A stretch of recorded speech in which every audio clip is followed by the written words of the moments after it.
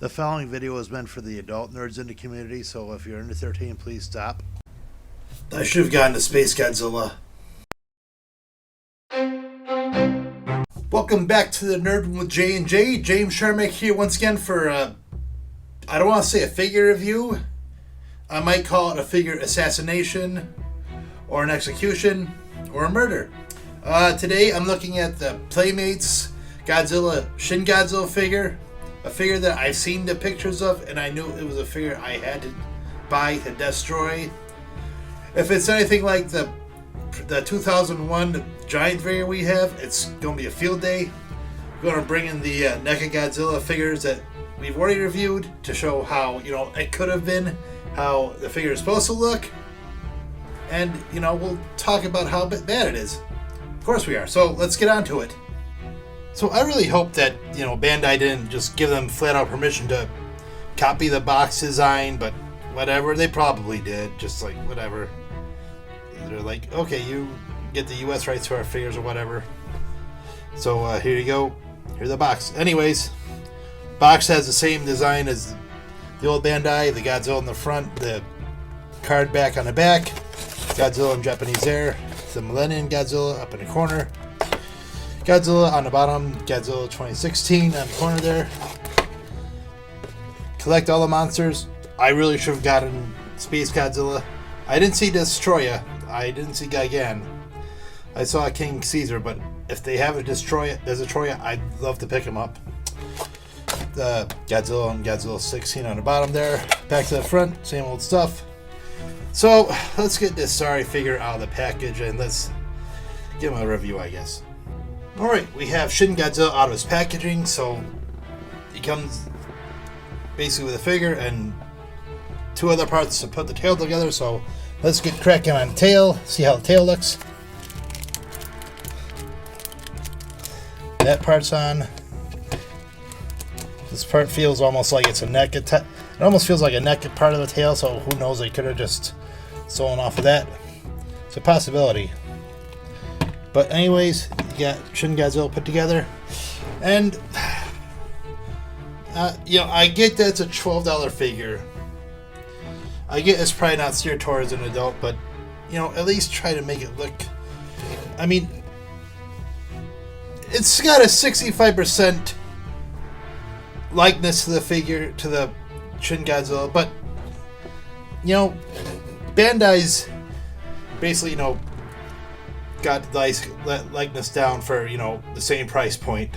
Like I could put out a bunch of Bandai figures that are probably cheaper and better made, and put it head to head and look a lot better. But I'm not so keen on how smooth the body is. Just like the minimal scales.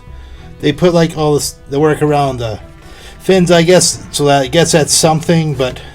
He's supposed to be scaly, he's supposed to be messy, he's supposed to have more red on him than just this.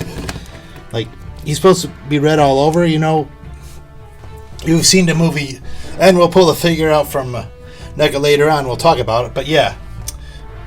Anyways, let's talk about this cat's articulation. So, his neck goes around that far, no head articulation.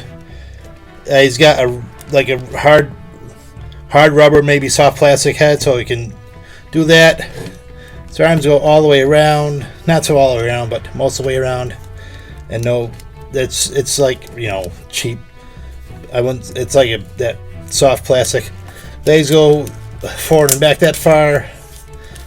Feet rotate though. I'm not so keen on how they, it looks like they just filled it in there because they probably, I don't know.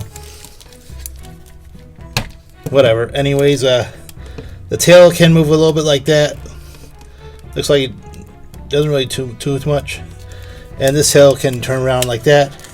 No rotation right there, so that's kind of disappointing. So, let's get on to the comparison and pull out those NECAs and see what this figure's true faults are, shall we? Now, of course, I pulled out the original NECA Shin Godzilla because I want to compare heads. The problem is, I think, they wanted to go with the contrast.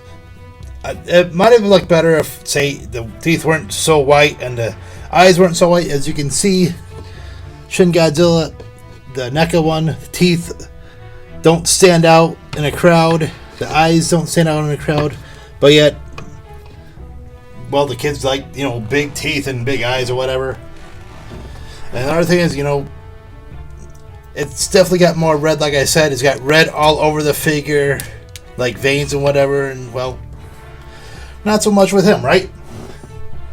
And, as I said, this one has more of a texture to him. The scales, definitely you can see in the light. You can feel it. This one's has like a few, but they don't really stand out.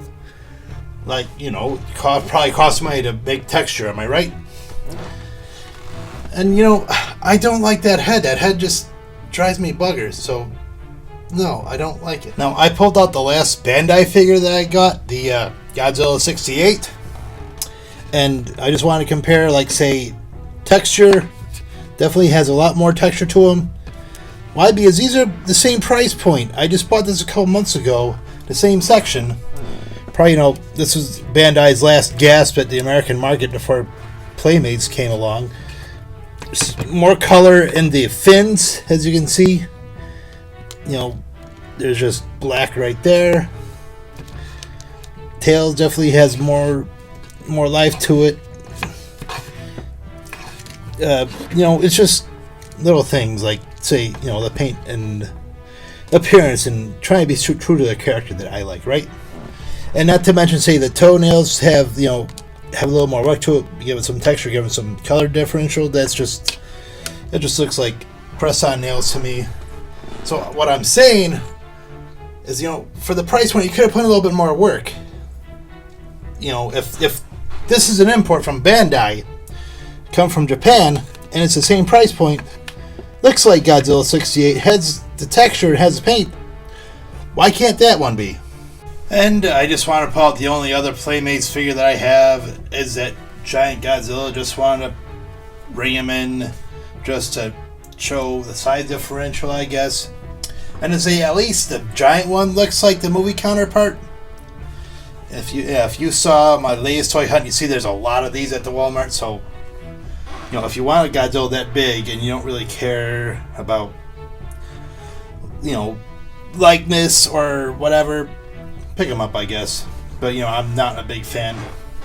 But I would pick that one over the Shin Godzilla any day, just because it looks a lot better, I guess.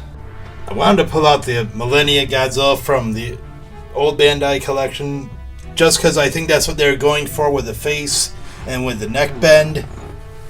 But obviously, it's a colossal failure, just for me anyways. I didn't, he just comes across as creepy. He doesn't come across as fearsome like the Millennium does, so yeah, whatever, I guess. So I'm a person that I want to know why I hate things, so I had to buy the figure to figure that out. I mean, I don't want to just be that guy who just judges a book by its cover. I had to get my hands on it. I had to put it through poses. I had to feel it around. Had to take a look at it, and it's irredeemable. It's just could have done better with the paint apps. I mean, I get it's cheaper to have smooth scaling instead of scales that stand out. The head's got to stand out a little bit because kids want to see teeth. They don't want to see have it dulled and toned back like in a movie. It doesn't look like the figure from the movie. It doesn't look like the character from the movie. It just, it's definitely a WTF, right? Am I right? I mean, if you're a kid, do you want to get that, or would you rather get a Space Godzilla? Or, any other Godzilla that's on the Walmart rack? Because Walmart seems to be the only place where you can find these figures at. And I don't, I collect Godzilla, yes. But, like I said, I had to buy it, so I know why I hate it. And I hate it. Might be one of the worst figures I've seen in a long time. Definitely the worst in the Godzilla collection. Anyways, I think I might have said enough. If you guys hate this figure, if you guys want to tell me why you hate the figure, write in the comments below. I'd love to see what you guys think about this figure. Or if you like the figure, let me know that too. Anyways, I want to thank you guys once again for watching this video, this review, this, dead figure walking. If you guys liked what I'm doing, hit that like button. If you Want to see more Godzilla videos? Let me know that in the comments below. I have at least one more figure coming in the very near future. I'm making a trip home to see if I can find some more Godzilla figures. That might be cool if we can do that. If you guys want to see a full Godzilla collection video, let me know that in the comments below too. Anyways, it's James Sharmack here. Once again from the Nerd Room with J&J. Thank you for watching, and we'll see you next time. Until then, keep on collecting and happy hunting.